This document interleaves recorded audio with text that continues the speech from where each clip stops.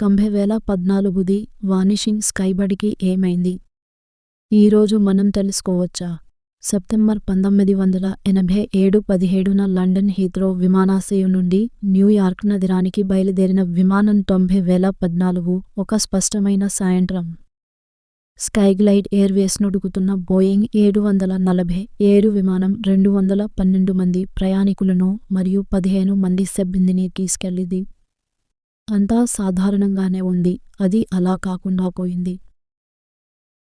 Flight 2014 the రహస్యమైన అదృశ్యం.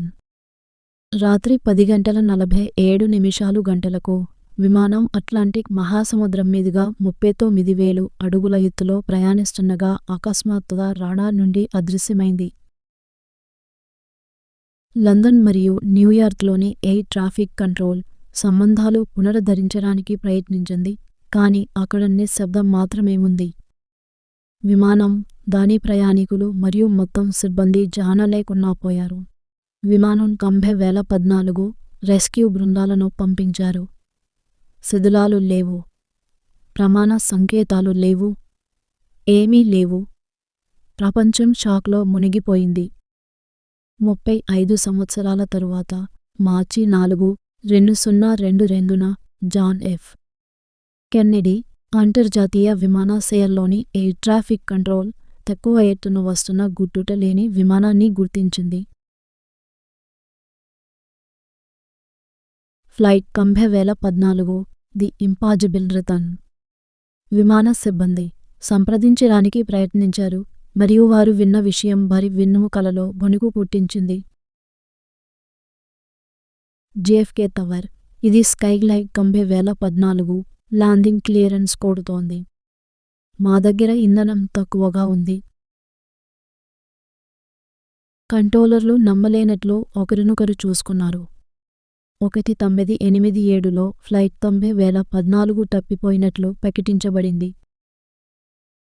విమానాశ్రయంలో సురక్షితంగా ల్యాండ్ కావడానికి విమానం 2014కు భద్రతను అప్రమత్తం చేస్తూ టవర్ క్లియరెన్స్ ఇచ్చింది. పెయింట్ తాజాగా ఉంది, రిజిస్ట్రేషన్ నంబర్ సరిపోలింది మరియు ప్రయాణికులు దిగినప్పుడు వారు ఇంకా 1980ల నాటి ఫ్యాషన్లోనే ఉన్నారు. ఇంకా చిల్లింగ్గా ఉందా? ఒక్క వ్యక్తి కూడా వృద్ధాప్యం చెందలేదు. Flight 2014 the vanishing Skybird. దర్యాప్తు ప్రారంభం. అధికారులు వెంటనే విమానాన్ని క్వారంటైన్ చేశారు. ప్రయాణికులు భయపడ్డారు. వారికి ఏమీ తప్పు జరిగిందని తెలియదు.